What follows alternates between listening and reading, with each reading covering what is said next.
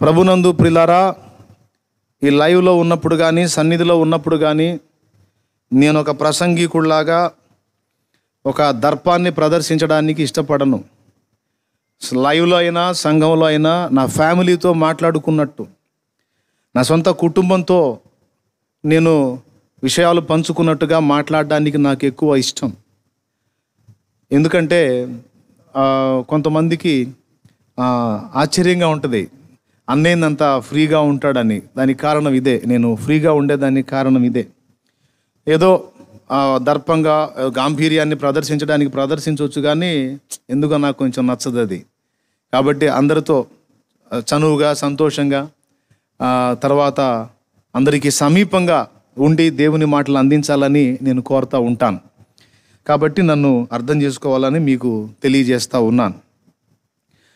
ఇప్పుడు మనం చదువుకున్న ఈ వాక్య భాగంలో ఒక జబ్బు కలిగిన మనుషుడు ఉన్నాడు. అతడు బేతెస్దా కోనేటి దగ్గర ఉన్నాడు. ఆ కోనేటికి 5 మంటపాలు ఉన్నాయి. ఆ మంటపాలలో నానా రకాల రోగాల చేత పీడించబడేటువంటి వ్యక్తులను తీసుకొచ్చి ఆ మంటపాలలో వేసేవాళ్ళు. అందులో వాళ్ళు నివాసం ఉండి ఆ నీళ్ళని ఒక దేవదూత ఏదో ఒక జాములో వచ్చి కదిలించడం జరుగుతుంది. ఆ నీళ్లు కదిలించినప్పుడు ఎవరైతే ఆ నీళ్లలో ముందుగా దూకుతారో వాళ్ళు ఎట్టి వ్యాధి గల మనుషులైనా స్వస్థత పొందే అవకాశం అక్కడ ఉన్నట్లుగా అక్కడ గ్రంథ చరిత్ర చెబుతుంది బైబిల్లో. దేవదూత ఏదో ఒక జామును వచ్చి నీళ్లు కదిలించి వెళ్ళటం, అందులోకి ఎవడైతే ముందుగా దూకుతాడో అతడు ఎట్టి వ్యాధి గలవాడైనా బాగుపడటం అనేది జరుగుతుంది అక్కడ.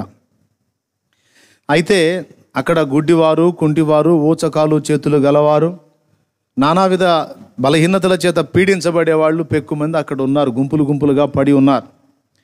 అయితే వాళ్ళందరిలోకి సీనియర్ పేషెంట్ ఒక ఆయన ఉన్నాడు. సింపుల్గా ఆయన ఎప్పటికాలపు పేషెంట్ అంటే 38 సంవత్సరాలు. ఒక మనిషి జీవితంలో చాలా ముఖ్యమైన కాలం అది. ఆ కాలమంతా కూడా పాపం అతను జబ్బుతోనే గడిపేశాడు. మరి ఏ వయసులో బలహీనత వచ్చిందో, సుమారు ఒక 25 ఏళ్ల ప్రాయములో లేకపోతే 22 ఏళ్ల ప్రాయములో ఆ జబ్బు వస్తే 22, 38 ఎన్నాయా? ఇప్పుడు అతనికి ఎన్నో వచ్చి ఉండాలా? 60 వచ్చి ఉండాలి. ఒకవేళ 32 ఏళ్ల వయసులో ఆయనకి ఆ జబ్బు వస్తే 32, 38 70 ఏళ్ల వయసు కూడా ఉండాలి. అంటే ఒక మనిషి జీవితంలో ప్రాముఖ్యమైన సమయం అంతా అతనికి అక్కడే ఖర్చు అయిపోయింది. ఆ జబ్బు అలాంటిది. కదలలేడు, నడవలేడు. అతను తనున్న స్థానం నుంచి కొంచెం ముందుకెళ్ళడానికి కూడా అతనికి కష్టం. ఆ జబ్బు అలాంటిది. మరి ఒక మనిషికి సహజంగా ఉండే సమస్యలన్నీ మరి ఎట్లా ఈదుకొచ్చాడో ఆ మహానుభావుడు. అతనిక మళ్ళీ ఎవరూ లేరు. ఇప్పుడు అన్నం అంటే ఆ రొట్టె ఏదన్నా పెడతారు ఎవరో ఒకళ్ళు. మరి అతనికి కాలకృత్యాల విషయంలో మరి ఎట్లా ఇబ్బంది పడ్డాడో ఏమో. మొత్తానికి ఆ సమస్యతో అతను ఇబ్బంది పడింది 38 ఏళ్ళు. వాడప్పటికి బహుకాలముగా ఆ స్థితిలో ఉన్నాడని ప్రభు గుర్తించాడు. 38 ఏళ్ళు. యేసు ప్రభు వాని దగ్గరికి వెళ్ళి అడుగుతాడు, అయ్యా నీవు స్వస్థపడగోరుచున్నావా అని అడుగుతాడు. అప్పుడు అతను అంటాడు, ప్రభువా స్వస్థపడాలని లేకపోతే ఇక్కడికి ఎందుకు వస్తానయ్యా? స్వస్థపడాలనే ఆశతోనే ఇక్కడికి చేరాను, కానీ నేను వెళ్ళి ఆ నీళ్లలో దూకేదానికి నా కాళ్ళు చేతుల్లో సహకరించవు. నన్ను తీసుకెళ్ళి ఆ దూత నీళ్లు కదిలించినప్పుడు అందులో వేయటానికి ఎవడన్నా తోడ్పడతాడేమో అనుకుంటే ఎవరి కాళ్ళు వాళ్ళని వేసుకొనే సరిపోయింది, కానీ నన్ను పట్టించుకొని నన్ను అందులో వేసినాడు ఎవడు లేడు. అందుకని ఏనాటికైనా ఎవరికైనా కనికరం పుట్టకపోయిద్దంటావా, నన్ను ఎత్తి అందులో వేయకపోతారంటావా అని ఆశతో ఎదురు చూస్తున్నాను అని చెప్పాడు. ఇక్కడ నాదొక ప్రశ్న. రోగం కలిగిన వాడి దగ్గరికి వెళ్ళి అన్నీ ఎరిగిన యేసయ్య ఆ ప్రశ్న వేయటం సముచితమేనా, సమంజసమేనా, సబబేనా? ఒకసారి ఆలోచించండి. చాలా సుదీర్ఘకాలం జబ్బుతో బాధపడుతున్న అతని దగ్గరికి వెళ్ళి, అయ్యా నువ్వు బాగుపడాలనుకుంటున్నావా, నువ్వు స్వస్థపడగోరుచున్నావా అని అడగటం ఏమిటి? యేసు ప్రభు అలా ఎందుకు అడిగాడు అనే ప్రశ్న అది ధ్యానించినప్పుడు నా మనసులో మెదిలింది. యేసు ప్రభు నోరు తెరిచి ఏదైనా మాట్లాడాడు అంటే ఖచ్చితంగా దాని వెనక నిగూఢమైన సంగతులు మనకు దొరుకుతాయి. అన్సీజన్లో పోయి అంజూరపు చెట్టు ఎతుకుతాడు, సీజన్లో పోయి వెతికితే కాయలు దొరుకుతాయి. కానీ ఇప్పుడు మామిడి చెట్ల దగ్గరికి వెళ్తే మామిడికాయలు దొరుకుతాయి, ఎందుకంటే ఇది సీజను. అవునా? చలికాలంలో పోయి వెతికితే దొరుకుతాయా? వేసవిలో మామిడికాయలు వచ్చేది చలికాలంలో వస్తాయా? రావు. అన్సీజన్ అది, ఇది సీజన్. కాబట్టి ఆయన అన్సీజన్లో పోయి అంజూరపు చెట్టు వెతికాడు, కాయలు కనపడనందున చెట్టును శపిస్తాడు.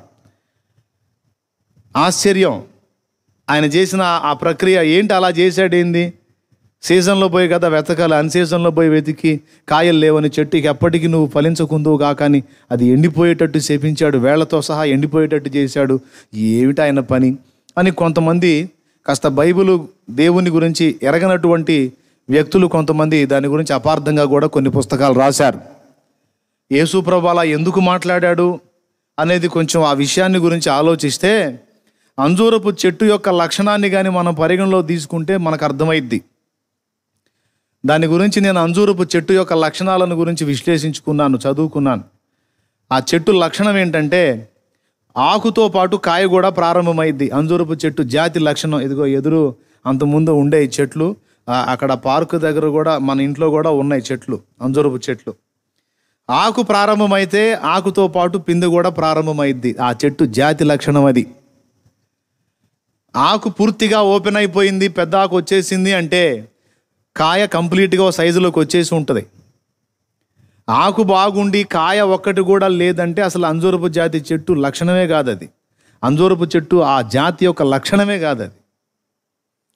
కానీ యేసు ప్రభు మార్గం ప్రక్కన చూచిన అంజూరపు చెట్టు అలా లేదు, విచిత్రంగా ఉంది. అది దాని జాతి లక్షణానికి భిన్నంగా ఉంది. యెషయా 5లో అంటాడు కదా, నేను నిక్కమైన ద్రాక్షవల్లి వలె నిన్ను నాటి తిని నీవు కారు ద్రాక్షలు కాచి జాతిహీనపు ద్రాక్షవల్లి వలె అయితివేమి అంటాడు. చూడండి, మంచి ద్రాక్ష చెట్టునే నేను నాటాను, కారు కాయలు కాస్తున్నావేమిటి అని ప్రభు బాధపడ్డట్టు ఈ అంజూరపు చెట్టు పచ్చగా ఆకులతో కళకళలాడుతూ ఉంది. అంటే అంత పెద్ద సైజు ఆకు చెట్టు నిండా వచ్చింది అంటే కనీసం కాయ వచ్చి ఉండాలి, కనీసం పిందైనా ఉండాలి. కానీ ఏమీ లేదు, దానికి పెద్ద పెద్ద ఆకులు మాత్రం చూపిస్తుంది కానీ లోపల ఫలాలు లేవు. కడుపు మండిపోయింది. ఇప్పుడు కాయ నీకు లేనప్పుడు ఆకెందుకు? వేషం వేసుకున్నావా? మోసం చేస్తున్నావా? ఫలాలు లేవు, ఆకులు మాత్రం పచ్చగా చూపిస్తున్నావు, నేను బాగా పండుతున్నానని మోసగిస్తున్నావని అంజూరపు చెట్టుని శపించింది. ఎందుకో తెలుసా? అంజూరపు చెట్టు వేషధారణకు చూపిస్తుంది అక్కడ, దాని తత్వానికి భిన్నమైన రూపు చూపిస్తుంది అక్కడ. ఇది శాస్త్రులు పరిసయ్యుల యొక్క వేషధారణకు సూచనగా ఉంది. తప్పైపోయింది ప్రభువా, మళ్ళీ నేను ఇంక చెయ్యనయా, నీతోనే బతుకుతానని మారు మనసు పొంది క్షమాపణ అడిగితే వేశ్యనైనా క్షమిస్తాను కానీ వేషధారణ ఒప్పుకోనన్నాడు. వేషధారణ అంటే అంత కోపం ఆయనకి, అందుకు ఆ చెట్టుని ఎండగట్టింది. నీకు కాయ లేనప్పుడు ఆకు కూడా ఉండకూడదు. దాని జాతి లక్షణం ఏంటి? ఆకుతో పాటు కాయ కూడా వచ్చింది, దాని జాతి అది. కానీ ఇదేం చేస్తుంది? ఆకు చూపించింది, కాయ లేదు అంటే జనాల్ని మాయ చేస్తుంది, నేను బాగున్నా పచ్చగాని. అదే వాళ్ళని అడిగింది, అయ్యో వేషధారులైన శాస్త్రులారా పరిసయ్యులారా, మీరు సున్నము కొట్టిన సమాధులు, లోపల దోపుతోనూ అజితేంద్రియత్వంతో చాలా నీచత్వంతో కల్మషంతో నిండుకొని పైకి అద్భుతంగా గోరీలు శృంగారించుకొని అందంగా కనపడతాయి, లోపల చాలా అసహ్యమైనటువంటి విధానంలో ఉంది మీ పరిస్థితి అని ఆయన ఎండగట్టాడు. ఎందుకు? వాళ్ళ వేషధారణ అసహ్యం, ఆయనకు నచ్చదు. ప్రియులారా, అలాగా యేసయ్య ఏదైనా మాట్లాడినా, ఏదైనా ఒక క్రియ చేసినా దాని వెనక ఏదో ఒక నిగూఢత ఉంటుంది, మనకు పాఠం ఉంటుంది. ఆయన నిద్రపోయిన దగ్గర ఒక పాఠం ఉంది, ఆయన ఏడ్చిన దగ్గర పాఠం ఉంది, ఆయన కోపగించుకున్న దగ్గర పాఠం ఉంది, ఆయన ఆనందించిన దగ్గర పాఠం ఉంది, ఆయన ప్రశ్నించిన దగ్గర పాఠం ఉంది. ప్రతి అడుగులోనూ పాఠం ఉంది. కాబట్టి ఇప్పుడు ఇక్కడ పాఠం ఏందో చూద్దాం. అందరూ ఒకసారి స్తోత్రం చెప్పండి గట్టిగా. ఇక్కడ పేషెంట్ దగ్గరకు వచ్చి నీకు తగ్గిపోవాలనుకుంటున్నావా అని అడిగేటువంటి ఆ ప్రశ్న వాస్తవంగా హాస్యాస్పదమైంది. కానీ యేసుప్రభు అడిగాడు ఆ మాట. ఎందుకు అడిగాడు అంటే దానికి ఒక కారణం ఉంది. ఏమిటి ఆ కారణం అంటే, బైబిల్ గ్రంథంలో ఒక్కసారి కీర్తనల గ్రంథం తీసుకోండి.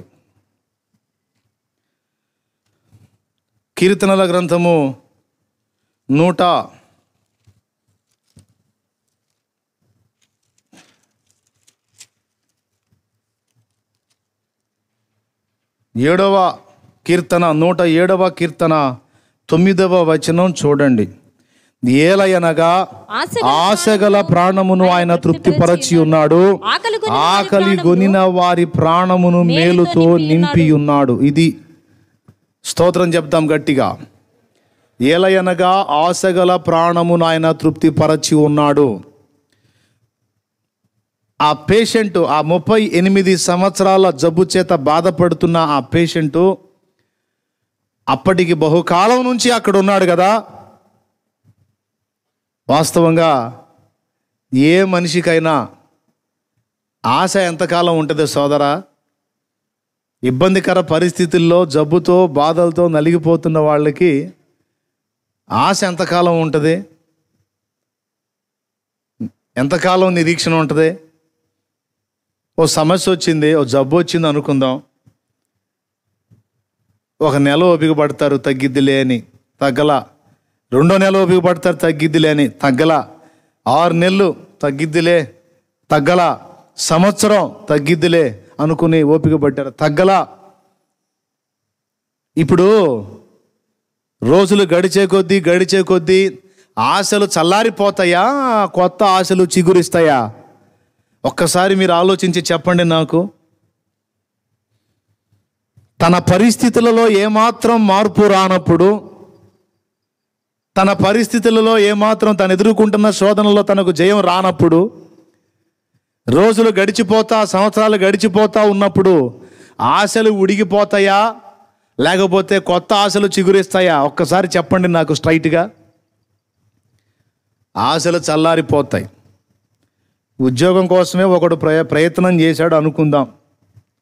పాపం చదువు అయిపోయిన దగ్గర నుండి తిరగటం మొదలుపెట్టాడు ఉద్యోగం కోసం. 1 సంవత్సరం అయిపోయింది రాలా, 2 ఏళ్ళు అయిపోయింది రాలా, 3 ఏళ్ళు అయిపోయింది రాలా, 4 ఏళ్ళు అయిపోయింది రాలా, 5 ఏళ్ళు అయిపోయింది రాలా. సంవత్సరం గడిచే కొద్దీ ఇక జాబ్ వచ్చిద్దన్న ఆశ ఎక్కువైద్దా, నిరాశగా మారిపోయిద్దా? చెప్పండి కొంచెం. లైవ్లో ఉన్నోళ్ళు కూడా సమాధానం ఇవ్వండి చురుగ్గా. ఖచ్చితంగా చల్లారిపోతారు. ఇది మనుషుని యొక్క సైకాలజీ, అవునా?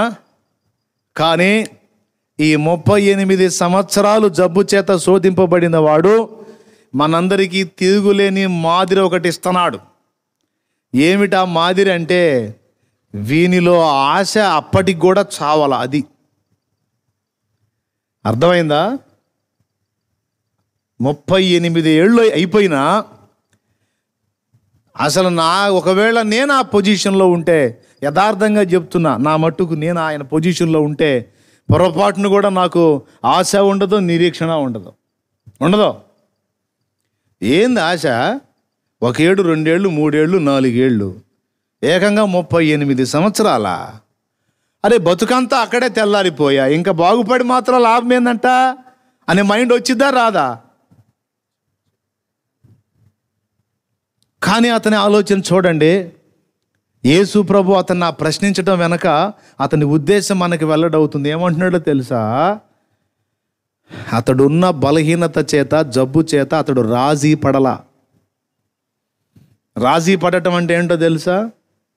ఆశలు వదిలేసుకోవటం, నిరీక్షణ కోల్పోవటం, నిరాశకి వెళ్ళిపోవటం, ఇక ఇంతేనా జీవితం అనుకోవటం. చాలామంది అనుకుంటున్నారుగా, ఇక ఇంతేనా బతుకు, ఇక ఇంతేనా జీవితం, ఇక తప్పదు, ఈ జీవితం ఇటపోవాల్సిందే, ఇక ఇది ఇంతే.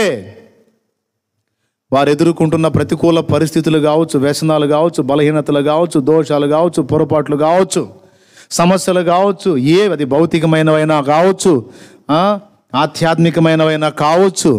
కొంతమంది పోరాడి ఆశలు ఉడిగి నిరాశలు మిగిలి నిరీక్షణ కోల్పోయి పరిస్థితులతో రాజీ పడిపోయిన వాళ్ళందరికీ వీడి ఉదంతం ఒక సవాల్. చప్పట్లు కొట్టి దేవుని మహిమ పరుద్దాం. ఎవరి ఉదంతం?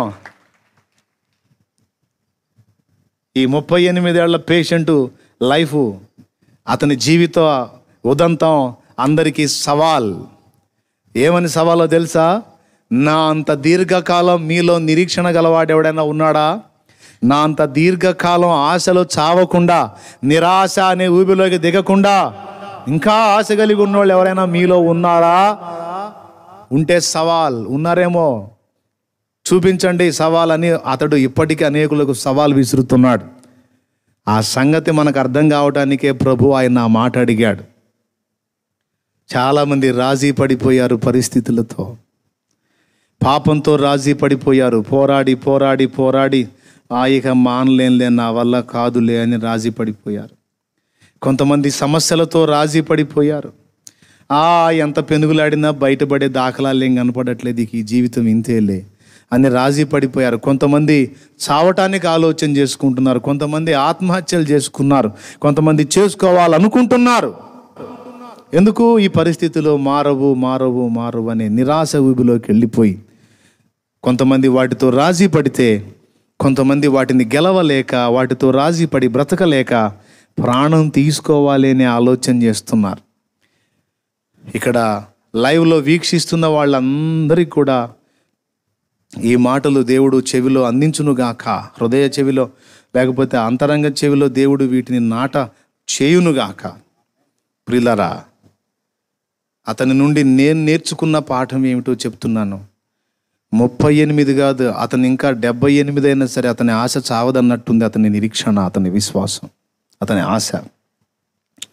ఇకపోతే యేసయ్య ఎందుకు అడిగాడు అంటే ఒక చిన్న కారణం ఉంది.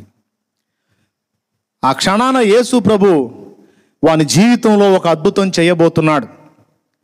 ఒక అద్భుతం చేయబోతున్నాడు. దేవుడు మన జీవితంలో ఒక అద్భుతం చేయటానికి పూనుకుంటే దాన్ని స్వతంత్రించుకోవటానికి మన దగ్గర ఒకటి కావాలి. దాని పేరు విశ్వాసం. అర్థమైందా? దేవుడిచ్చేది ఏదైనా మనం ఎలా పొందగలం? విశ్వాసం అనే పాత్ర ద్వారానే పొందగలం. విశ్వాసము లేకపోతే దేవుడిచ్చేవి మనం స్వతంత్రించుకోలేం సోదరులారా. దేవుడిచ్చేవి మనం స్వతంత్రించుకోవాలంటే విశ్వాసము మనకు ఒక పాత్రలాగా ఉపయోగపడిద్ది.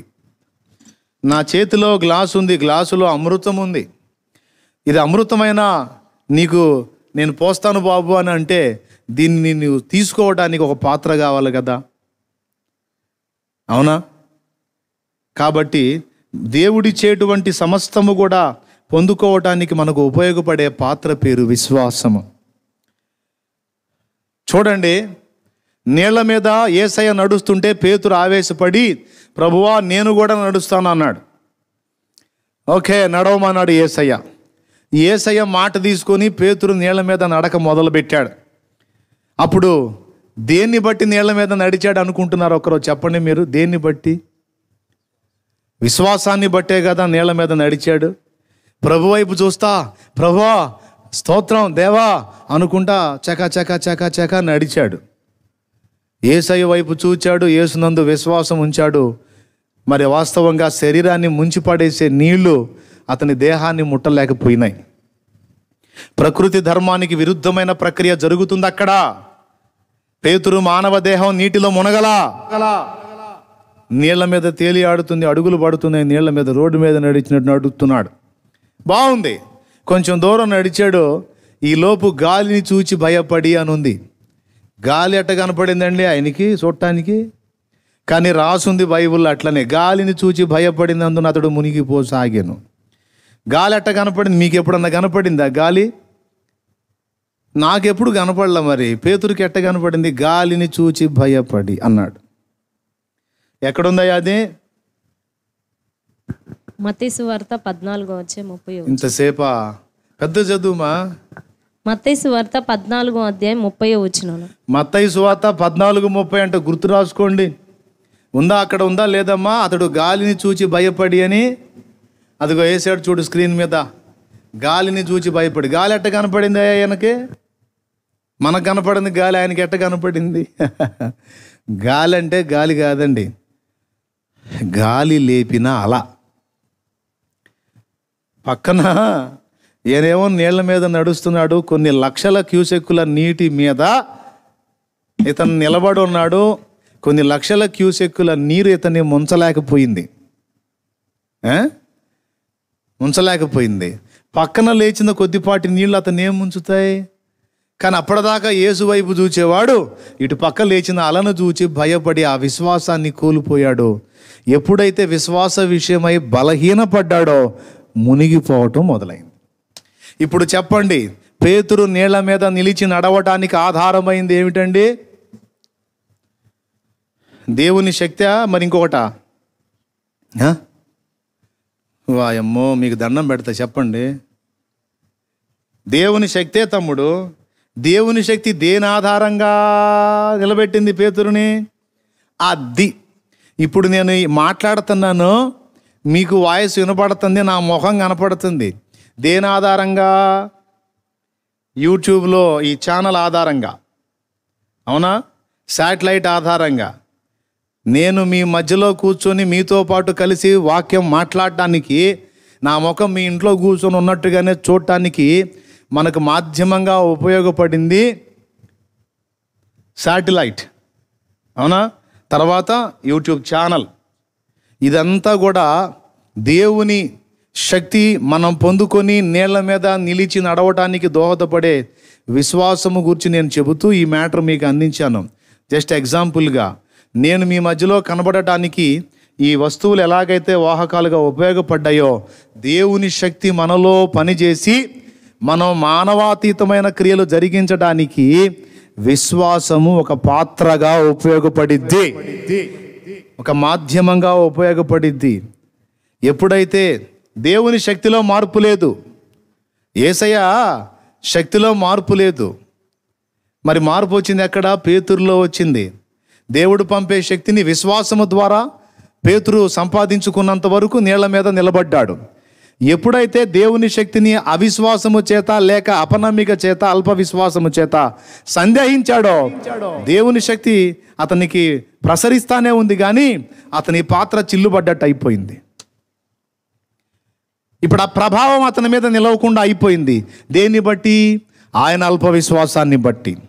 ఇప్పుడు దేవుని శక్తి మన మీద నిలిచి ఉండాలంటే ముందు మనకేం ఉండాలయా? విశ్వాసమే. అప్పుడే మనం దేవుని కార్యాలని, మానవాతీతమైన కార్యాలను చూడగలుగుతాం. చివరికి యేసయ్య వచ్చి నీళ్లలో మునిగిపోయేవాడిని పైకి లేపేమన్నాడు? అల్ప విశ్వాసి. అవిశ్వాసి అనలా, అల్ప విశ్వాసి, ఎందుకు సందేహపడితివి? చూసారా ఏమన్నాడు?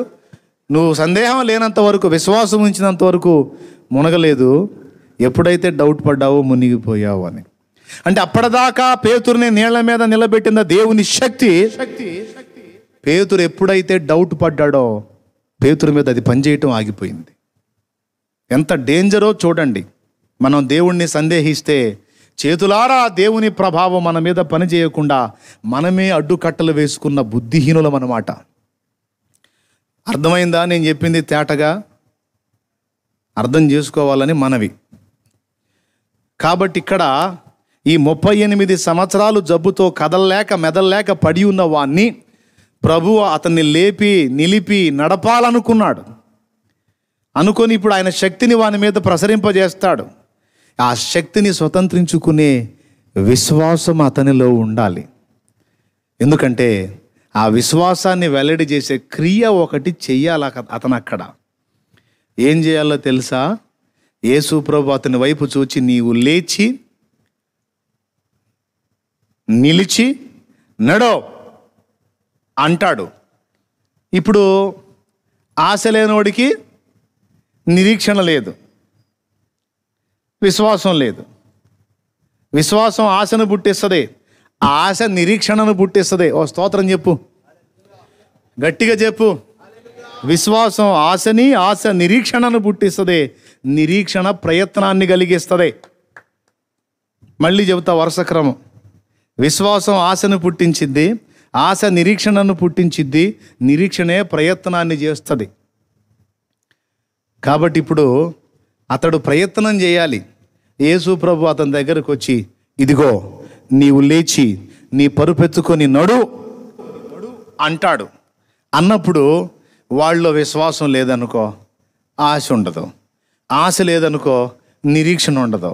నిరీక్షణ లేదనుకో, ప్రయత్నం ఉండదు. ఏమంటాడో తెలుసా? ఇదిగో నీవు లేచి నీ పరుపెత్తుకొని నడు అని యేసయ్య అంటే పగలబడి నవ్వుతాడు. ఏమని? భలే ఓళ్ళలాగున్నావయ్యా నువ్వు. ఏంది, నేను లేవాలా, లేచి నిలవాలా, పరుపెత్తుకొని నడవాలా? అదే ఉంటే ఇదిగో ఇక్కడ సిట్టింగ్ వేసి 38 ఏళ్ళు ఏమేసి ఇక్కడ కూర్చోవటం మొదలుపెట్టి 38 ఏళ్ళు అయింది. ఇక్కడ చేతులు కాళ్ళకు కదలటమే కష్టమైతే నీవు లేచి నీ పరుపెత్తుకుని నడువు అంటున్నావే, అది కూడా ఒట్టి కూడా కాదు, మళ్ళా పరుపెత్తుకొని నడవమంటున్నావే. అంటాడా అనడా? ఆశ లేనివాడు, విశ్వాసం లేనివాడు అంటాడా అనడా? వాడు అలాగ విశ్వాసం చూపనప్పుడు దేవుని ప్రభావం పనిచేసిద్దా? వాని మీద పనిచేసిద్దా? చేయదు.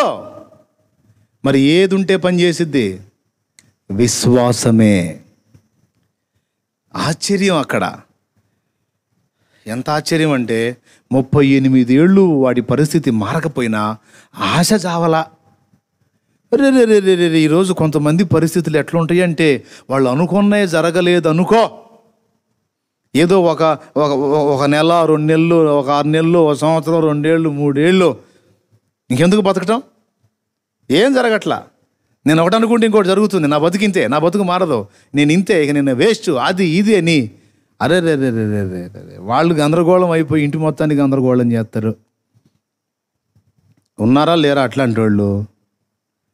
మీరు చెప్పండి, యథార్థంగా చెప్పండి.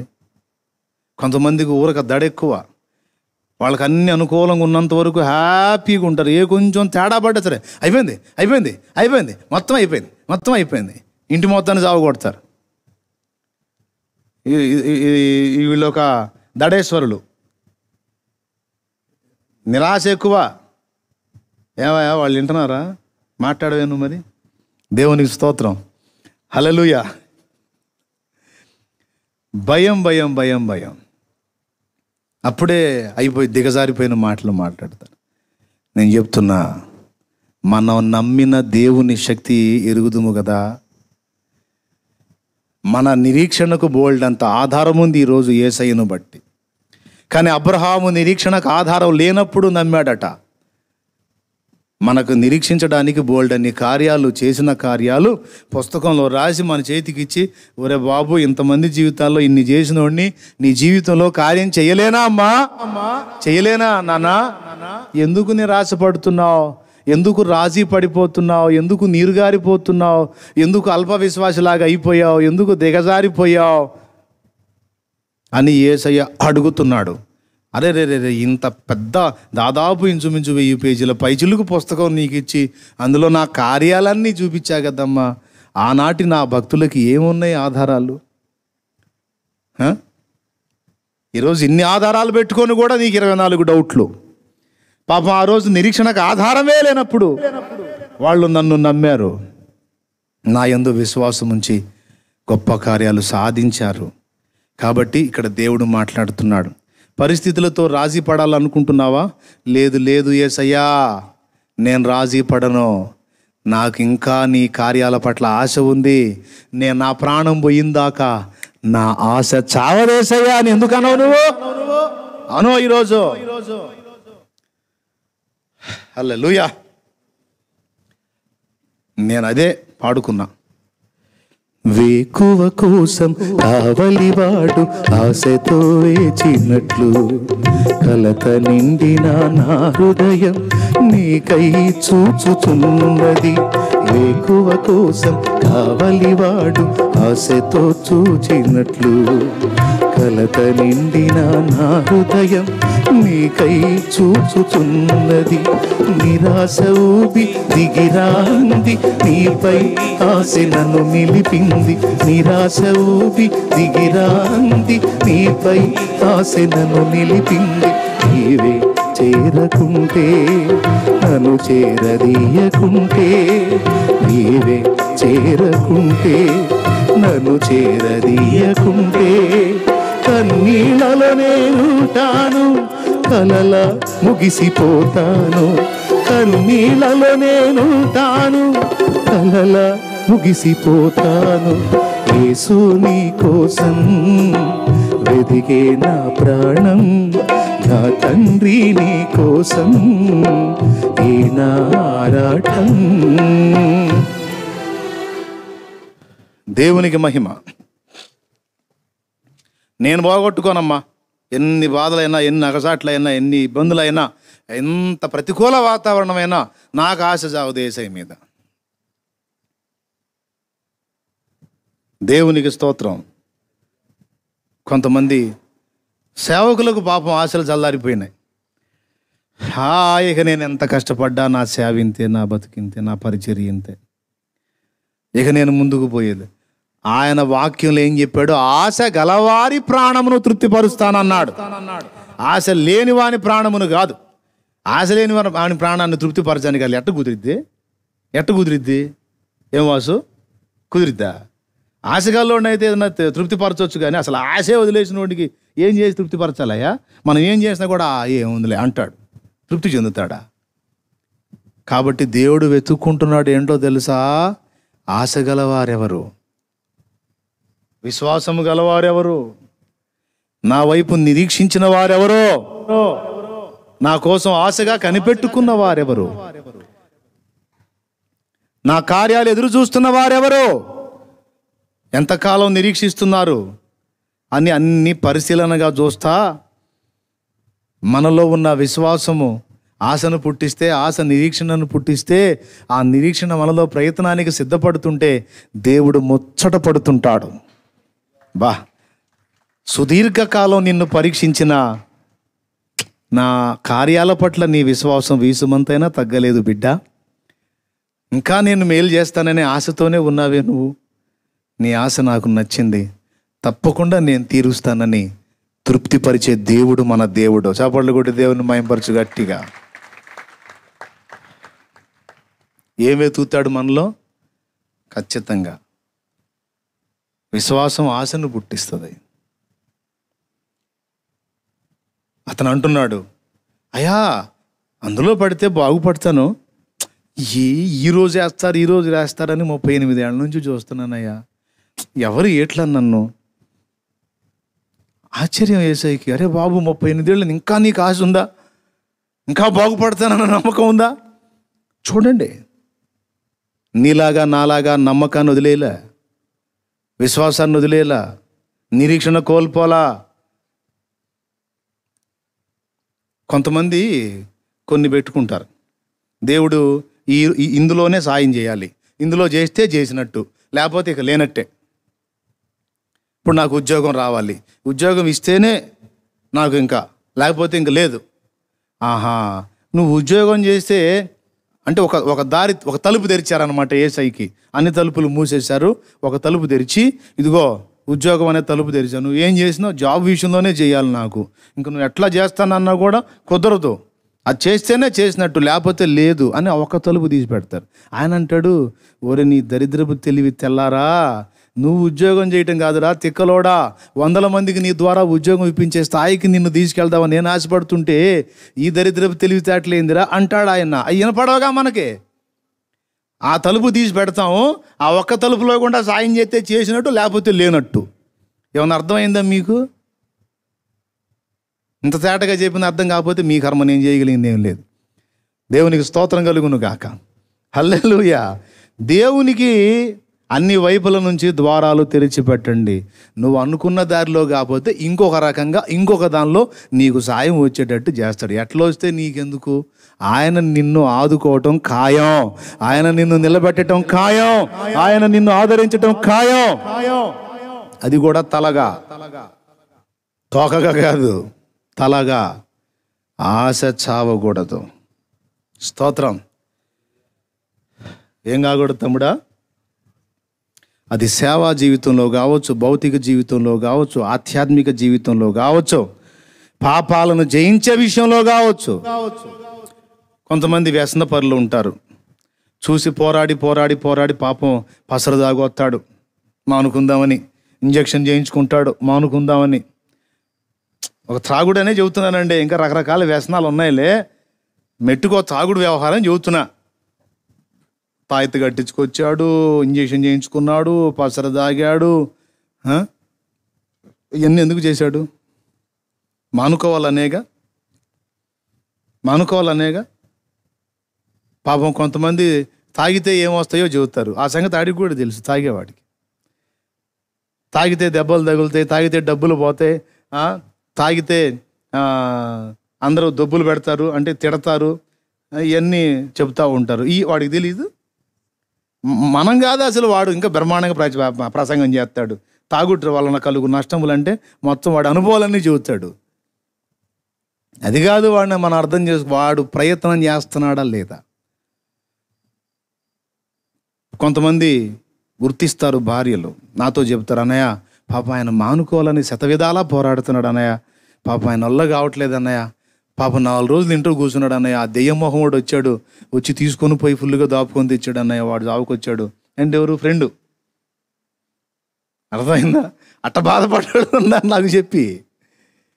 అంటే అతని ప్రయత్నం అతను చేస్తున్నాడు అని చెప్పినప్పుడు నేను అన్నాను, చెల్లెమా తప్పకుండా అతను మారుతాడమ్మా, ఎందుకంటే ఆ ప్రయత్నం అతనిలో ఉంది కదా, అది చూస్తాడమ్మా దేవుడు. ఇది మానేయాలన్న ఆశ ఉంది, దానికోసం అతని పోరాటం ఉంది, ఎప్పటికైనా మానుతానన్న ఆశ, నిరీక్షణ, ఆ విశ్వాసం అతనికి ఉంది కనుక దేవుడు తప్పకుండా అతన్ని నిలబెడతాడు చెల్లి అని చెప్తాను. అట్లా చాలామంది జీవితాల్లో మార్పులు చూశాను. 1000 మంది మారిపోయారు. సంతోషంగా చెప్తున్నా, స్తోత్రం. వ్యసనం అది ఏ రకమైన బలహీనతైనా కావచ్చు, పోరాడుతున్నావు, మానుకోవాలి, అధిగమించాలి, ఎట్లనన్నా దాన్ని జయించాలని కుస్తీ పడుతున్నావు, నీ వల్ల కావటల్లా. అయితే ఇక నేను ఇంతే అని మాత్రం అనొద్దు, ఇక నేను ఇంతే కొనసాగుతానని మాత్రం అనొద్దు. ఆ ప్రయత్నంలో ఈ బలహీనతలను అధిగమించే ప్రయత్నంలో, ఆ పోరాటంలో నీ ప్రాణం పోయినా సరే నువ్వు గెలిచినట్టుగానే దేవుడు రాసుకుంటాడు. పోరాటం చేసినంత వరకు గెలుపు లిస్టులోనే ఉంటావు నువ్వు. పోరాటం ఆపినప్పుడు నువ్వు ఓడిపోయినట్టు రాస్తాడు. దేవునికి స్తోత్రం చెప్పు. హల్లెలూయా. అది ఏ విధమైన బలహీనత అయినా కావచ్చు, ఏ విధమైన లోపమైనా కావచ్చు, ఏ విధమైన పాపమైనా కావచ్చు, ఏ విధమైన బలహీనత అయినా కావచ్చు, నీలో ఆశ ఉందా, దీన్ని వదిలేయాలి, దీన్ని జయించాలి అనే పోరాటం, ఆ తపన, ఆ ఆకాంక్ష, ఆ విశ్వాసం, ఆ నిరీక్షణ, ఆ ప్రయత్నం నీలో ఉన్నాయో లేవో తండ్రి చూస్తాడు. అవి దొరికినాయి అనుకో, ఆయనకి తప్పకుండా ఆయనే దర్శిస్తాడు. నువ్వు దాన్ని అధిగమించే శక్తి ఆయన ఇస్తాడు. 38 ఏళ్ళు సుదీర్ఘకాలం నిరీక్షించిన వాని నిరీక్షణ దేవదూత తీర్చల, దేవుడే దిగొచ్చి తీర్చాడు. కొట్టో కాపాడులు కొట్టి దేవుని మయంపరచు.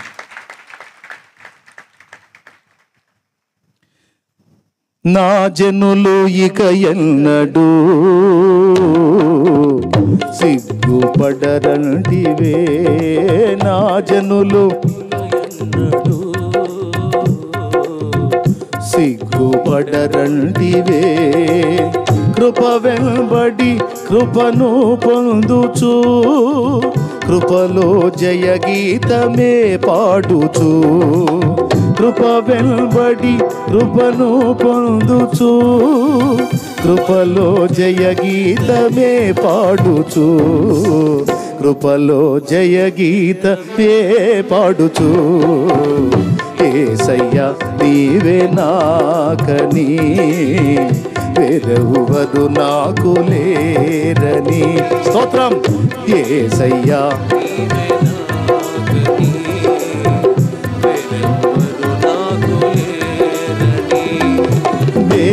వేణోళ్ళ కొనియాడినా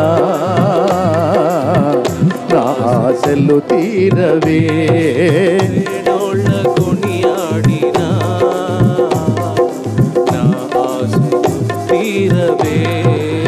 కృప వెంబడి కృపను పొందుచు, కృపలో జయగీతమే పాడుచు. కృప వెంబడి కృపను పొందుచు, కృపలో జయగీతమే పాడుచు. కృపలో జయగీతమే పాడుచు. యేసయ్యా నీవే నాకని వేరెవ్వరు నాకు లేరని. ఏంది రాపా? సరే పర్లేదులే.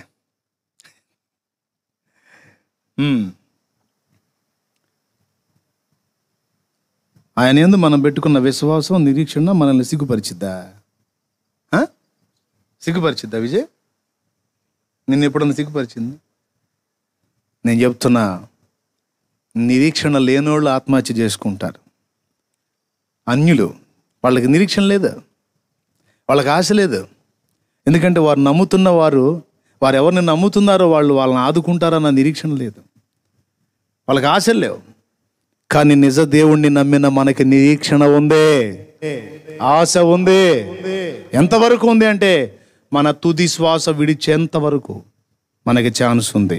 ఆఖరి నిమిషంలోనైనా అద్భుతం చేయగల దేవుడు మనం విశ్వసించి ప్రేమించి సేవిస్తున్న మన అద్వితీయ ప్రభో. అంతా అయిపోయింది ఇంకేముందని అంటావు నువ్వు. ఆయన అంటాడు లేదు ఇప్పుడే స్టార్ట్ అయింది అంటాడు. ఇంకేం సంతానం లేండి, 90 ఏళ్ళు నాకు వచ్చినాయి, 100 ఏళ్ళు మీకు వస్తున్నాయి, ఇంకేం సంతానం లేండి, ఇంకా ఏది కాదులేండి అని శూన్యం అయిపోయిన తన గర్భస్థితిని బట్టి శూన్యంగా ఊహించుకుంది శారా.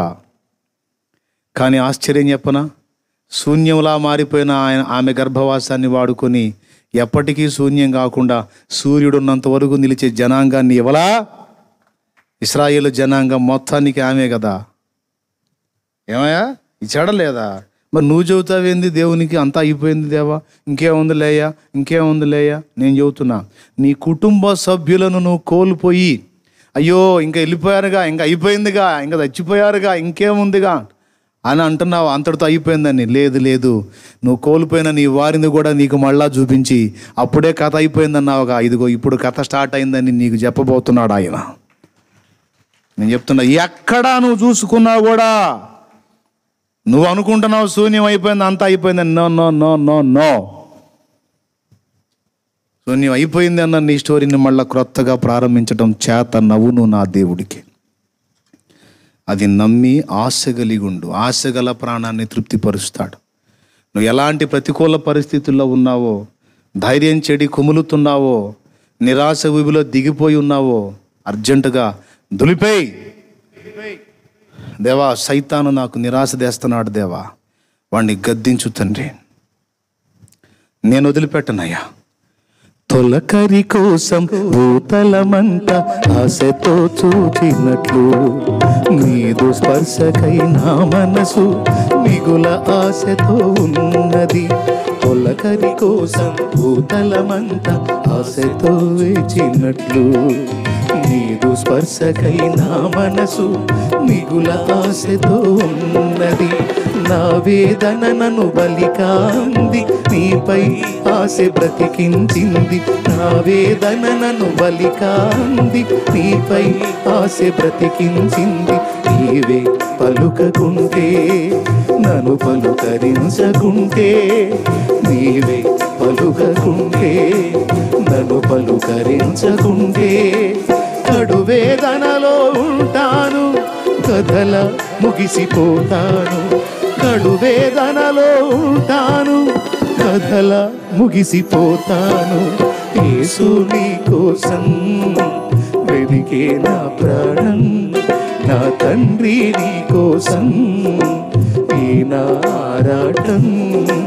కాలాలు మారిపోతున్నా, నీకు చేరువ కాలేకున్నా, నా సమీపానను నిలుచున్నా, నిన్ను చేరలేకపోతున్నా. కాలాలు మారిపోతున్నా నీకు చేరువ కాలేకున్నా నా సమీపానను నిలుచున్నా నిన్ను చేరలేకపోతున్నా యేసు నీ కోసం వెదికే నా ప్రాణం నా తండ్రి నీ కోసం ఈ నా ఆరాటం. లక్షల అప్పులు అయిపోయినాయి అన్నయ్య, ఇంకెక్కడన్నయ్య బతికేది? ఇంక లేదన్నయ్య. ఈ అప్పుల్లోంచి బయటపడడానికి మార్గం కూడా దొరకలేదు. అరే నీకెందుకు, నువ్వు ఒకటే మాటను మొత్తం చచ్చిపోవాలనుకుంటున్నావు దరిద్రపు మాటలు మాట్లాడద్దు. మా తుది శ్వాస విడిచేంత వరకు ఎన్ని అవమానాలైనా పడతామన్నయ్య. ఆయనకు తెలియకుండా లేదు కదా, ఇంకా ఏమైనా లోపాలుంటే సరి చేసుకుంటా. ఆయన కృప కొరకు ఆయన సన్నిధిలో దీనంగా కాచుకుంటాను. నా దేవుడి మీద నమ్మకం ఉందన్నయ్య, నా ప్రభు మీద విశ్వాసం ఉందన్నయ్య. నేనైతే అధైర్యపడనన్నయ్య. హల్లెలూయా. ఆయన కృప నాకు ఉందన్నయ్య. తెలుసు ఆయనకి నాకు ఈ సమస్య ఉందని. ఆయన తలుచుకుంటే ఏ చిన్న అద్భుతం చేసైనా నన్ను బయట వేయగలడం. అవకాశం ఉండి కూడా ఆయన మౌనం వహించాడంటే నన్ను ఏదో పరీక్షించటమో లేకపోతే నాలో ఏదో దుర్లక్షణాలు తొలగించటమో ఏదో చేస్తున్నాడు అన్నయ్య. నేనైతే నిరీక్షణ పోగొట్టుకోను. నాకు ఆశ ఉంది నా దేవుని మీద అని నువ్వు అనగలిగితే తమ్ముడా, చెల్లెమా, అక్క, అన్న, దేవుని కార్యాన్ని నువ్వు చూస్తావు. ఎందుకంటే ఆశ గల వ్యక్తినే ఆయన సంధించడానికి ఛాన్స్ ఉంది. ఆశ లేని వాడికి ఏం చేయలేడు ఆయన. ఈ చిన్న పాయింట్ మీకు అర్థమైతే ధన్యులు మీరు. సేవ ప్రారంభించక ముందు క్రొత్తగా ప్రభువుని విశ్వసించి ప్రభు యొక్క మంచితనం అంతా తెలుసుకొని ఆయన మార్గంలో నడుస్తుందని నాకు ఒక ఆశ కలిగింది. నా జీవిత కాలం మొత్తం కష్టపడి ఒక 50 మందిని నరకం నుంచి కాపాడితే నాకంతే చాలు. ఒక 50 జీవితాలు వెలిగిస్తే, ఒక 50 కుటుంబాలు కట్టగలిగితే నాకంతే చాలయ్యా. ఇక నాకు కోట్లు సంపాదన, వాళ్ళలాగా బిల్డింగులు, ఏళ్లలాగా ఎకరాలు పొలాలు, భవంతులు, అపార్ట్మెంట్లు నాకు ఏమొద్దయ్యా. కడుపుకంత అన్నం, ఒంటికంత బట్ట, నీడకి నిలువ నీడ ఇచ్చి ఈ వ్యక్తి ఈ జీవితాన్ని వాడుకొని ఒక్క 50 ఆత్మల్ని రక్షించయ్యా, 50 మందిని రక్షించే కృపని అయ్యా, అంతే చాలు ప్రభువా అని ఒక 50 ఆత్మల కోసం ఆశపడ్డా. ఆశగల నా ప్రాణాన్ని ఆయన ఒక్క సంవత్సరం లోపే తృప్తిపరిచాడు. సేవ ప్రారంభించిన మొదటి సంవత్సరం ఆ 2, 3, 4 నెలల్లోనే 50 మంది కూర్చొని ఆరాధించేటట్టు దేవుడు చేశాడు. ఆశలు ఉండాలి. మళ్ళీ ఆశలు దేవునికి కూడా ఇష్టమైనవై, నచ్చినవై ఉండాలి, న్యాయమైనవై ఉండాలి. కొంతమంది ఆశలు పెట్టుకుంటారు పక్కోడు పోవాలని. 5 ఏరో అట్లాంటి దరిద్ర కొట్టి ఆశలు పెట్టుకుంటే మనమే పోతాం. కొంతమంది ఆశతో ఎదురు చూస్తారు. ఏనాటికైనా వీడు పతనం కాకపోతాడని నేను చూడకపోతానా, ఏనాటికైనా వాడు అగచాట్ల పాలు కాకపోతాడని నేను చూడకపోతాను. దేవుడు అనేవాడు ఒకడు ఉన్నాడు. ఒరే నీ ఆశ పాడుగాను. కొంతమంది ఆశలు ఇట్లా తగలబడతాయి. అట్లాంటి దరిద్ర కొట్టి ఆశలు ఎప్పుడు కూడా మనం కలిగి ఉండకూడదు.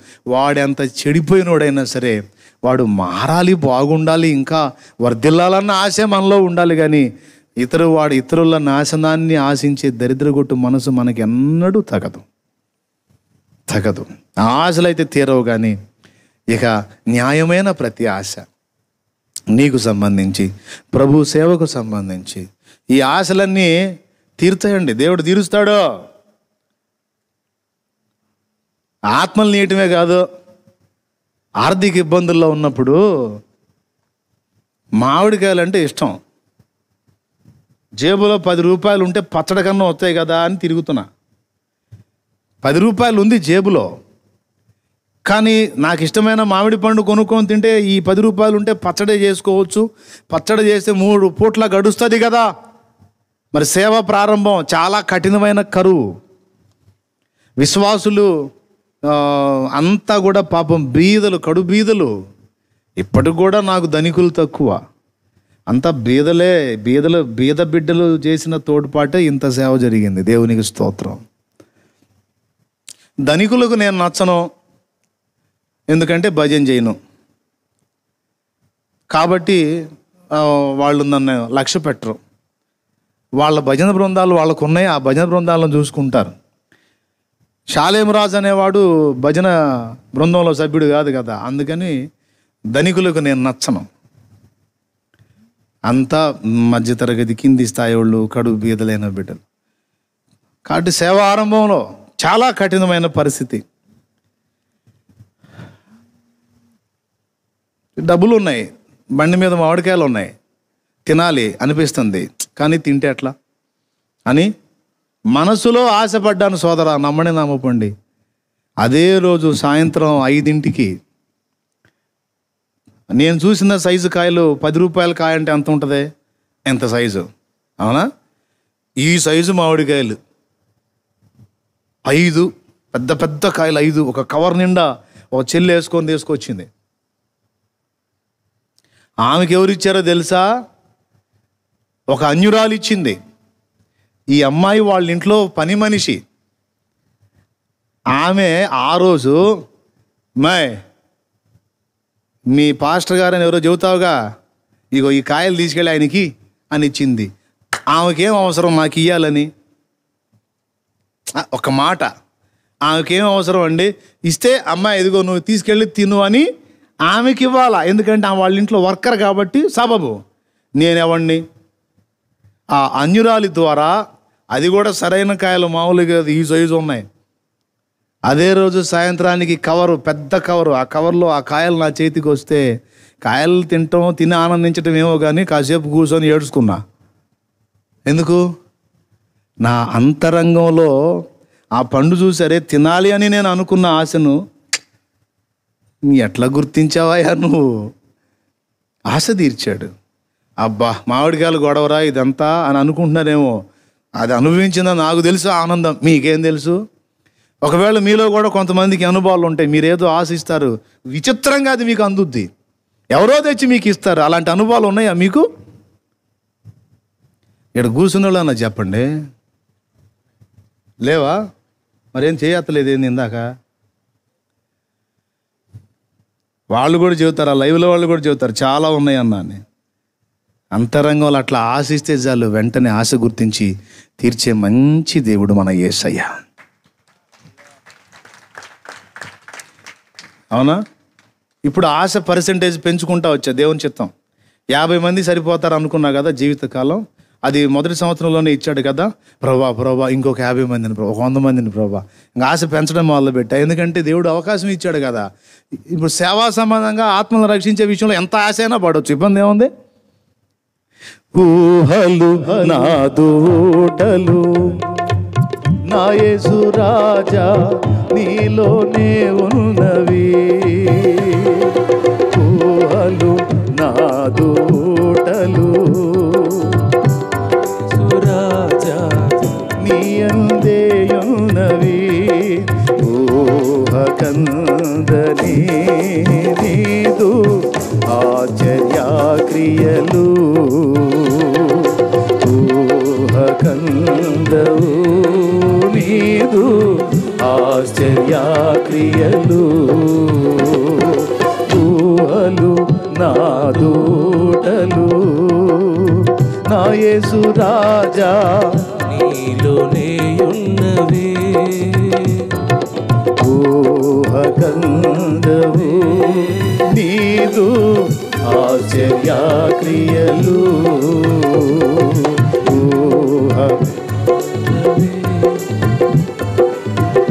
ఆశ్చర్యక్రియలు. స్తోత్రం.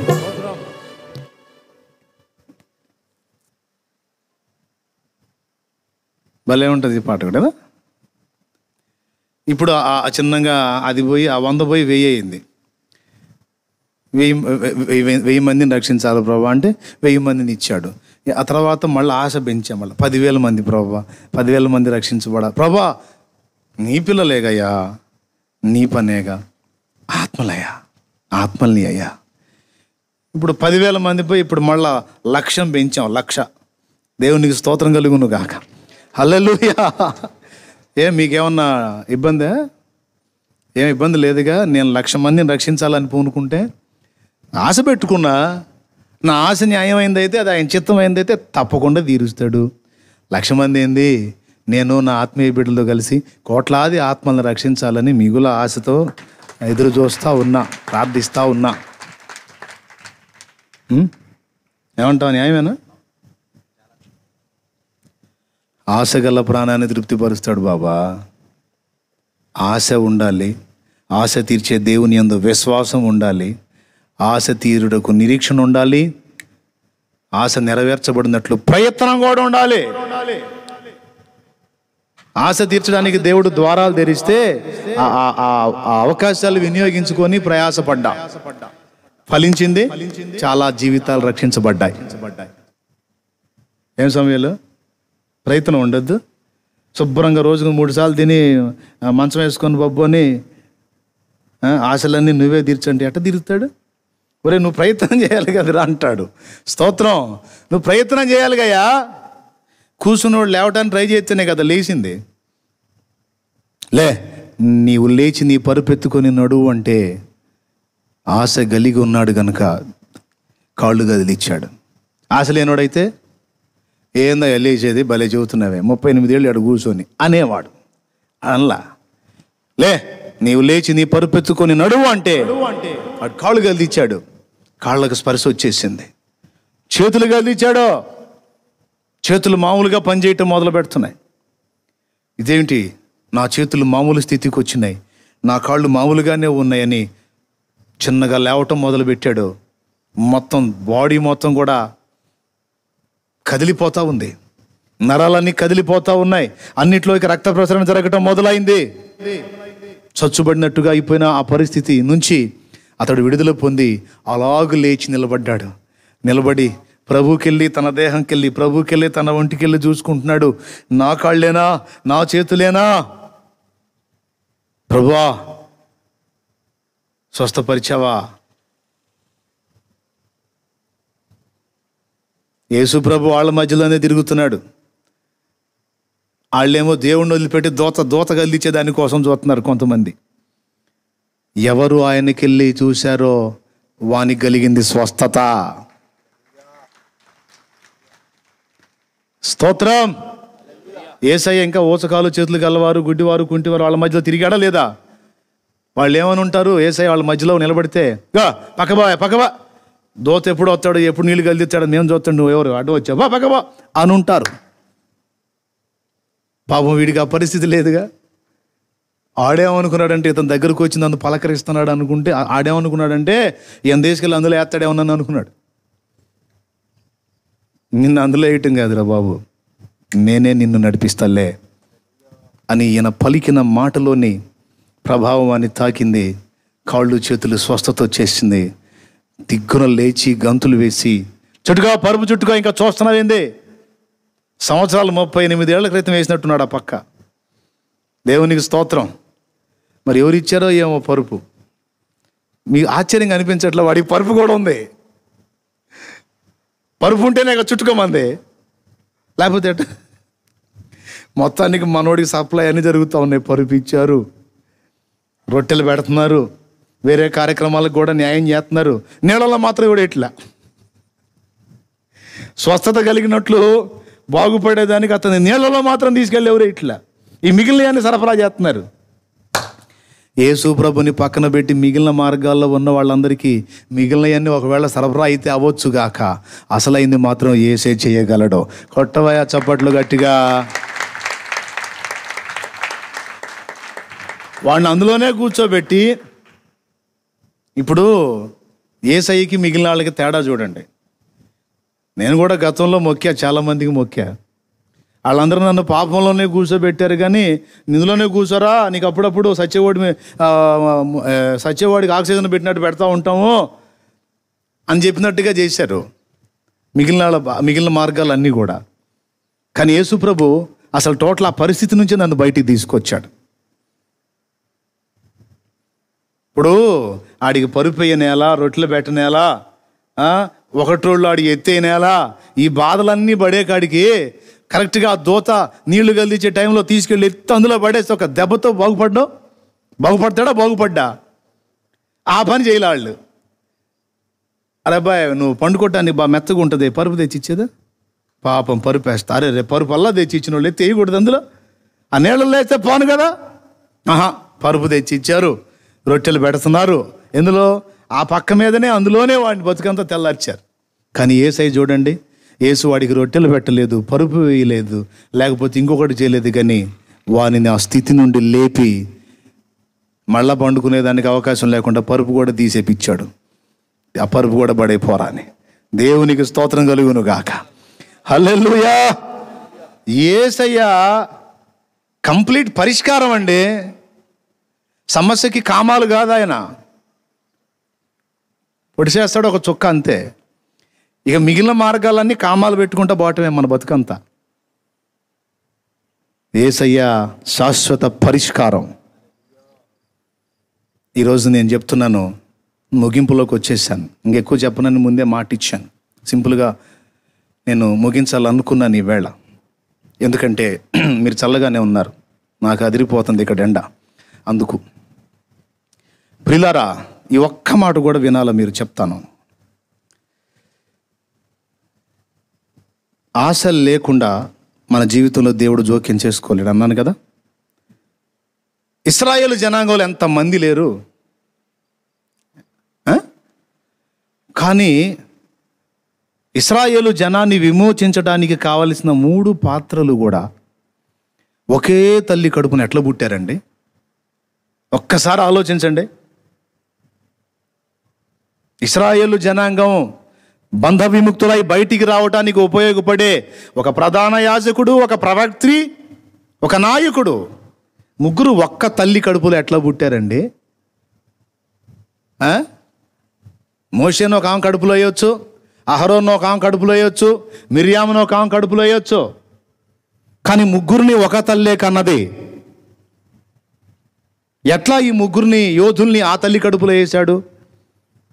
అసలు ఏమిటి అమ్రాము యోకేబెదుల సంగతి ఏమిటి అంటే, ఇశ్రాయేలు జనాంగం మొత్తంలో లేని ఆశ, ప్రార్థన ఈ అమ్రాము యోకేబెదులో చూశాడు దేవుడు. తెలుసా మీకు ఆ సంగతి? అమ్రాము యోకేబెదులో ఒక ఆశ ఉంది. మిగిలిన వాళ్ళందరేమో రాజీ పడిపోయారు. ఈ ఐగుప్తులో మన బతుకులంతా బానిసలుగా తెల్లారిపోవటమే, ఈ జీవితాలు ఇంతే అని రాజీ పడిపోయారు మిగిలిన వాళ్ళు. ఎవరి హృదయాల్లో కూడా ఆశ లేదో. ఎందుకంటే ఎవరికి వాళ్ళు ఏమనుకున్నారు తెలుసా? మనము మన పిల్లలు బానిసలే, మనల్ని ఎవరు విడిపించాలని అందరూ సమస్యతో రాజీ పడిపోతే, అమ్రాము యోకేబెదు అనే భార్య భర్తలు మాత్రం ఏం ఆశించారో తెలుసా? దేవా, మేము విమోచించలేము, ప్రజలు ఆ పరిస్థితుల్లో లేరు, కానీ నువ్వు ఎవరినో ఒకళ్ళని వాడుకొని వీళ్ళని విమోచిస్తావు, నువ్వు అదైతే ఖచ్చితంగా చేస్తావు. మేమంతా నీ ప్రజలం, బంధ విముక్తి ప్రసాదిస్తావు. అయితే ఆ వాడుకునేదేదో, వీళ్ళందరినీ విడిపించడానికి నువ్వు వాడుకోవాలనుకున్న పాత్ర ఏదో నా కడుపునే పుట్టేటట్టు చేయయ్యా అని ప్రార్థించింది ఆమె. ఈ ప్రజల్ని బయటికి తీసుకెళ్ళడానికి ఏం కోరిందో తెలుసా ఆమె ఆశ? దేవా, నాకు పిల్లలు కావాలి. నా పిల్లలు ఏ ప్రయోజకులు కావాలో తెలుసా? నా ప్రజల మొత్తాన్ని కూడా చెర నుండి విడిపించే వాళ్ళు కావాలి. ఇది నా ఆశ. నాకు పిల్లల్నివ్వు. ఆ ఇచ్చిన పిల్లల్ని, ఈ ప్రజల్ని బయటికి తీసుకెళ్ళడానికి వాడుకో ప్రభువా, ఇది నా ఆశయ్యా. కొంతమంది తల్లులకు ఆశ ఉంటుంది, మా వాడు బాగా సంపాదించాలని. 100లో 80% తల్లులకి ఇదే ఆశ. నాకు అబ్బాయిని ఇచ్చాడు, అబ్బాయి మంచి ఇంజనీర్ కావాలి, మంచి డాక్టేరు కావాలా, మంచి కలకటేరు కావాలా, ఆ టేరు కావాలా, ఈ టేరు కావాలా అని అందరూ గోల. అమ్రాము యోకేబెదుల విషయంలో అలా లేదు. నాకు పిల్లలు కావాలి, వాళ్ళు సుఖవంతమైన జీవితాలు జీవించాలని కోరలేదు, కానీ నాకు పిల్లలు నీవు, ఆ ఇచ్చిన పిల్లలు నా ప్రజలందరినీ బంధకాల్లోంచి బయటికి తీసుకెళ్లే యోధులు నువ్వు. అందుకోసమే నాకు పిల్లలు నువ్వు, అందుకొరకే వాడుకో. ఇది నా ఆశ. నా దేవా నాకు సహాయము చేయమని కోరింది యోకేబెదు. ఆహా, నీకు చెప్పారా, ఎక్కడ ఉంది బైబిల్లో అని కొంతమందికి డౌటు. నేను చెప్పనా, హెబ్రీ పత్రిక 11వ అధ్యాయములో విశ్వాసుల జాబితాలో మోషేనే కాదు, వాళ్ళమ్మ నాయన్ని కూడా చేర్చాడు దేవుడు. ఒక్కసారి హెబ్రీ పత్రిక 11వ అధ్యాయం ఒకసారి తీసి చూడండి. హెబ్రీ పత్రిక 11వ అధ్యాయం త్వరగా 23వ వచనం చూడు. మోషే పుట్టినప్పుడు అతని తల్లిదండ్రులు ఆ శిశువు సుందరుడై ఉండట చూచి విశ్వాసమును బట్టి రాజాజ్ఞకు భయపడక 3 మాసములు అతన్ని దాచిపెట్టిరి. అద్దుగద్దుగా విశ్వాసమును బట్టి. ఎవరండి వీళ్ళు? మోషే తల్లిదండ్రులు. మోషే పుట్టినప్పుడు అతని తల్లిదండ్రులు ఆ శిశువు సుందరుడై ఉండుట చూచి విశ్వాసమును బట్టి రాజాజ్ఞకు భయపడక 3 మాసములు అతని దాచిపెట్టిరి. ఈ పాయింట్ మీరు ఖచ్చితంగా తీసుకోండి ప్రియులారా, మనసులో పెట్టుకోండి, తక్కువ అంచనా వేయొద్దు. వాళ్ళు విశ్వాసులు. ఇశ్రాయేలు జనాంగం మొత్తంలో కూడా ఎవరి పేరు ప్రస్తావించబడాల విశ్వాసుల జాబితా లేదు. అప్పటి కాలంలో ఐగుప్తులో ఉన్న వాళ్ళ లిస్టులో ఒక్క మోషే తల్లిదండ్రులను మాత్రమే దేవుడు గుర్తు చేశాడు. స్పెషల్గా విశ్వాసుల జాబితాలో ఆళ్ళని చేర్చాడు. అంటే కారణం ఏంటో తెలుసా? వాళ్ళకి తమ దేవుని యందు విశ్వాసం ఉంది, తమ ప్రార్థన దేవుడు వింటాడన్న నిరీక్షణ కూడా ఉంది. అందుకే ఫస్ట్ మిరియాము ప్రవక్త్రి, అహరోను యాజకుడు. చూడండి, ఇంకా అంతకుమించి పిల్లలు కనపడరు. ముగ్గురే పిల్లలు, ముగ్గురు పనోళ్లే, ముగ్గురు దేవుని పిల్లలే, ముగ్గురు దైవజనులే, ముగ్గురు దేవుని కోసం పనిచేసిన వాళ్ళే, ముగ్గురు ఇశ్రాయేలు జాతి విమోచన కొరకు వాడబడిన పాత్రలే.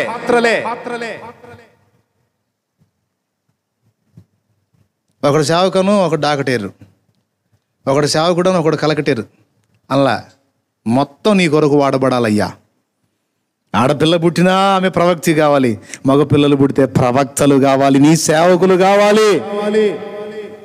ఆమె కోరిక వేస్ట్ కాలా, ఆమె ఆశ దేవుడు తృణీకరించలా. ఆమె ఆశించింది ఈ ఆశ మిగిలిన వాళ్ళు ఎవరిలో కనబడలా. 2 తల్లుల్లో కనపడింది, ఒక కాలేబు, ఒక యెహోషువ. వాళ్ళ అమ్మోళ్ళలో కనపడ్డందుకు వాళ్ళిద్దరి గర్భాలను వాళ్ళు పుట్టారు. ఇదిగో యోకేబేదులో ఈ ఆశ కనపడినందున ముగ్గురిని ఆమెకే ఇచ్చాడు. ఆశపడితే 30 మందినైనా ఇస్తాడు ఆయన, అవసరమైతే. ఆశపడితే అది ఆయన చిత్తం అయితే ముగ్గురేంది ఇస్తాడు, అవసరమైతే ఇచ్చి వాడుకుంటాడు కూడా. క్లియర్గా అర్థం కావట్లా వాళ్ళు ఆశించారని. ఆశించే ఏమంటే ఒక ఆలోచన చేయండి, ఒక చిన్న చంటి పాపని 3 నెలలు ఏడుపు బయటికి కనపడకుండా పెంచడం అంటే మామూలు విషయమా? మామూలు సంగతి అది కానే కాదు.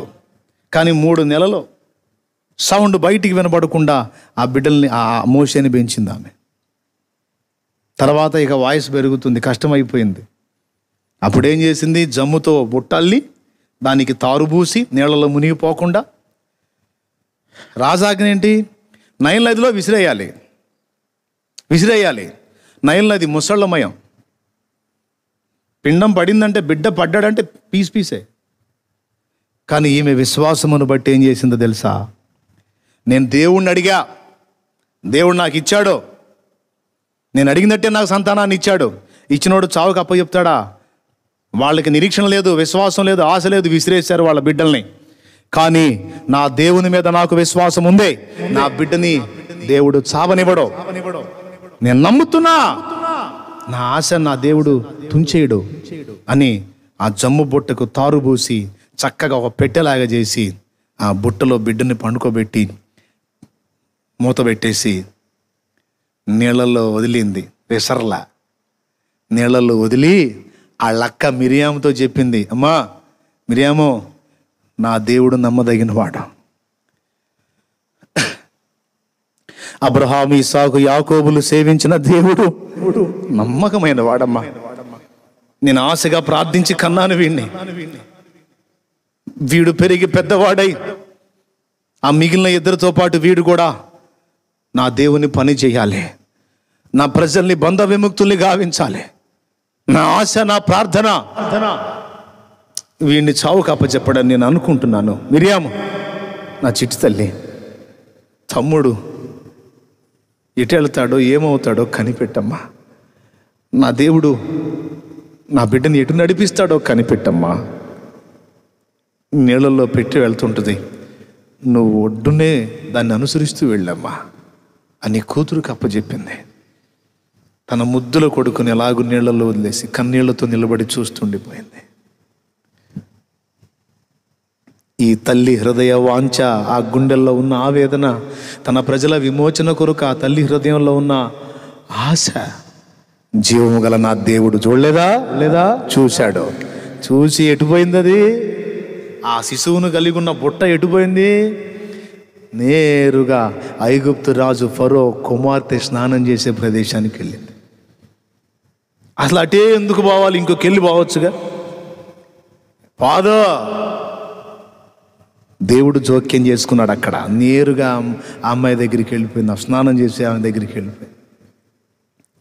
వెళ్ళి ఆ బుట్ట ఓపెన్ చేస్తే చాలా చక్కని బాబు ఉన్నాడు. అందులో ఉన్నాడు. ఎంత చక్కనోడైనా బానిస కొడుకు, వాడికి విలువ ఉండదా?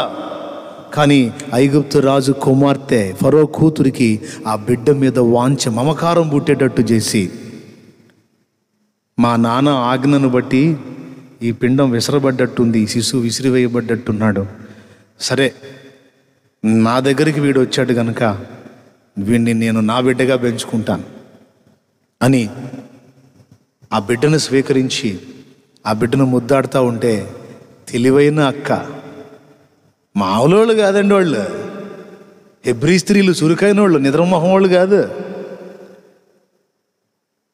మంపులు కాదు, చాలా చురుకైన వాళ్ళు. ఈ చిన్నది పోయి చక్కగా నిలబడి, అమ్మగారు అంటే, ఏమ్మా బాబు బాగున్నాడు కదా? బాగున్నాడు. మరి ఇప్పుడు బాబుని ఎలా పెంచుతారు? పాలు కావద్దా? అవును కదా, పాలు కావాలి కదా. మరి వాడికి పాలు ఇచ్చేదానికి దాదిని తీసుకొని వచ్చేదా? తీసురా, వీడు నా బిడ్డ, నా కొరకు వాడిని పెంచాలి, పాలు ఇవ్వమను, పాలు ఇచ్చి పెంచమను, ఆమెకు జీతం ఇస్తాను. ఇప్పుడే తెస్తాను అమ్మగారు. పరిగెత్తుకుంటూ వెళ్ళిపోయింది. అమ్మా రా, తొందరగా రా, తమ్ముడిని దేవుడు కాపాడాడమ్మా. మన రాణి, యువరాణి చేతుల్లోకి వెళ్ళాడమ్మా తమ్ముడు. ఇప్పుడు ఆ తమ్ముడిని ఆమె స్వీకరించిందమ్మా. ఆమెకు పాలు, మన తమ్ముడికి పాలు ఇవ్వడానికి దాదిందేమంటే నేను నీ దగ్గరకు వచ్చానంటే పరిగెత్తుకుంటూ వెళ్ళిపోయింది మోషే తల్లి. దేవా, నా ప్రార్థన విన్నావా? నా బిడ్డను బ్రతుకనిచ్చావా తండ్రి? ఎల్ షడ్డాయ్, ఎల్ షడ్డాయ్, ఎల్ రోయి, సర్వశక్తి గల దేవా నీకు స్తోత్రం. పరిగెత్తుకుంటూ వెళ్ళిపోయింది. నీవు పాలిచ్చే తల్లివేనా? అవునమ్మా, నేను బిడ్డ తల్లినే. ఈ శిశువుని తీసుకొని నా కొరకు పెంచు, వానికి పాలిచ్చి పెంచు, నీకు జీతం ఇస్తాను. అయ్యా, నా బిడ్డకి పాలు ఇవ్వటమే కాకుండా నాకు జీతం కూడా వచ్చేటట్టు చేశావా? రాణి కుమారుణ్ణి చేశావా? ఎంత ఆశ్చర్యకరుడు. ఫరో అసలు అట్టూరుకున్నాడండి, నాకు అర్థం కాదు. తన కూతురు బిడ్డను తీసుకొచ్చి వీడు నా కొడుకు అంటే ఆయన ఎట్లా అంగీకరించాడు? మైండ్ పోయేటట్టు చేశాడు నా దేవుడు. దేవునికి స్తోత్రం కలుగును గాక. ఏ రాజైన ఫరో ఇశ్రాయేలు పిల్లలందరినీ చంపమని ఆజ్ఞ ఇచ్చాడో, ఆ ఆజ్ఞ ఇచ్చిన వాడి చేతుల్లోనే ఇశ్రాయేలు విమోచకుడు పెరిగేటట్టు నా దేవుడు చేశాడు. దేవునికి మహిమ. మోషేని ఇచ్చి ఏమని చెప్పింది? నా కొరకు పెంచు అని. యోకేబెద్ ఎవరి కోసం పెంచింది? దేవుని కొరకు పెంచింది. ఒక్కసారి ఆలోచించండి ప్రియులారా, ఆమె ఆశ దేవుడు ఎలా తీర్చాడో చూడండి. మన హృదయాల్లో, మన జీవితంలోని పరిస్థితుల గురించి అయినా, మన బిడ్డల విషయంలోనైనా, ఆత్మ సంబంధమైన విషయాల్లో అయినా, భౌతిక విషయాల్లో అయినా మన బలహీనతల విషయంలోనైనా ఆశ చాలా ముఖ్యం. అది కూడా ఎవని యందు? మనుషులకి వెళ్ళి తిరిగి నీ మీద ఆశలన్నీ పెట్టుకున్నాను పనికి మాలిన మాటలు మనం మాట్లాడకూడదు. దేవుని వైపు తిరగాలి. ఆశలన్నీ నీ మీదనే తీర్చవా ప్రభు, ఆశలన్నీ నీ మీదనే తీర్చవా ప్రభు, నిరీక్షణ కలిగి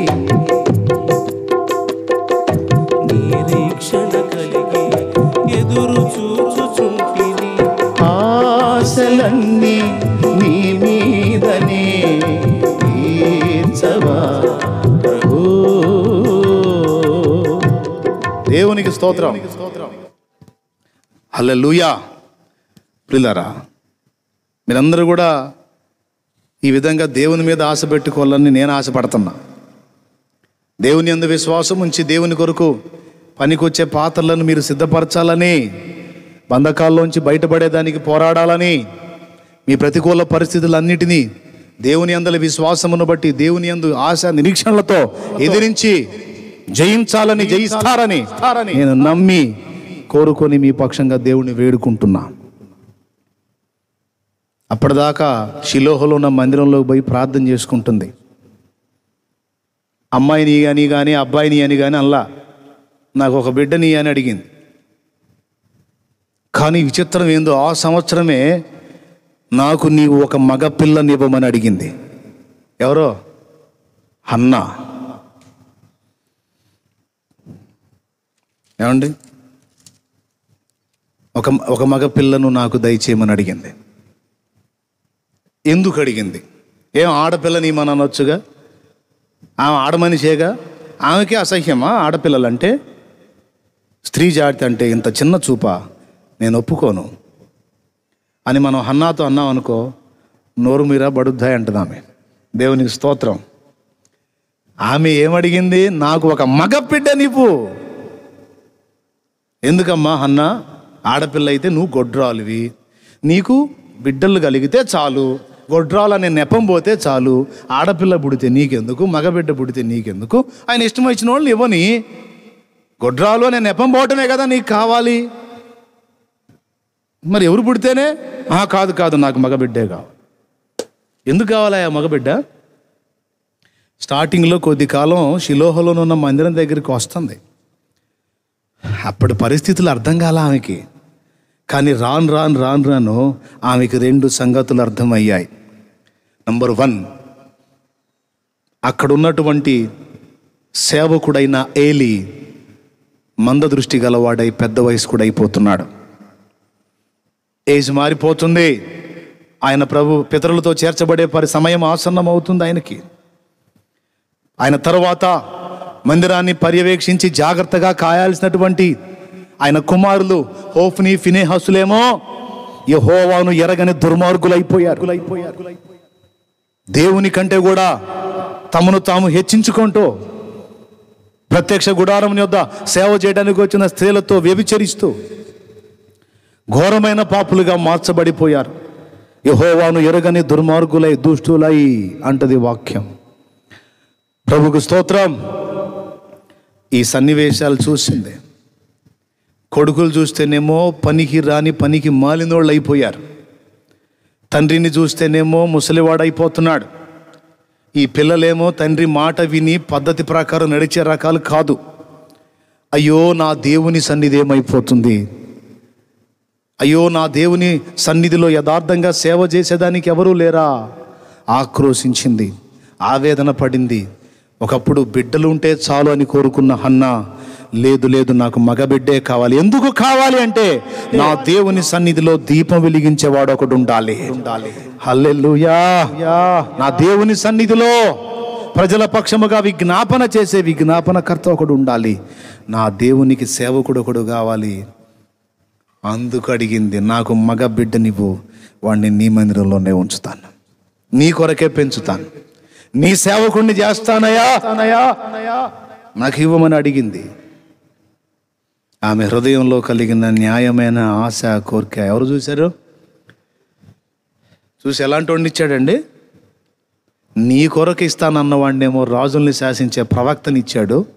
తర్వాత కూడా హన్నాకు సంతానం పుట్టారు, కానీ వాళ్ళ పేర్లు గ్రంథంలో ఎక్కల. దేవుని కొరకు ఆశగలిగి అడిగిన సంతానమే ప్రవక్త. ఆశ. ఎవరు ఆశ? హన్నా. ఇశ్రాయేలు విమోచన కొరకు ఎవరు రావాలి? ఎవరో వస్తారు, వచ్చిన వాళ్ళు విడిపిస్తారు కాదు.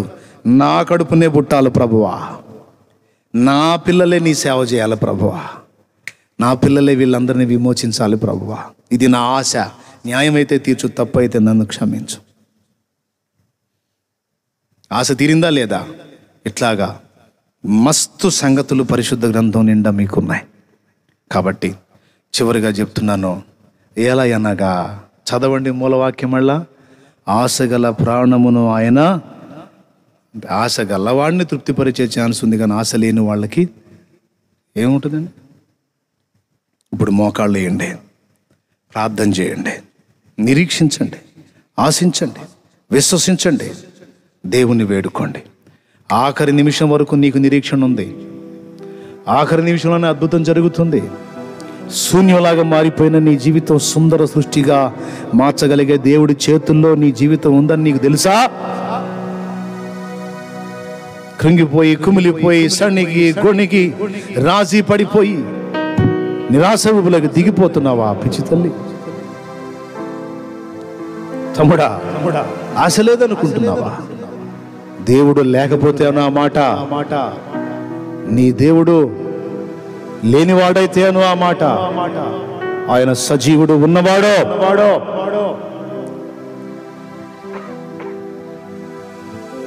ఆయనలో నీకెప్పటికీ నిరీక్షణ ఉంది.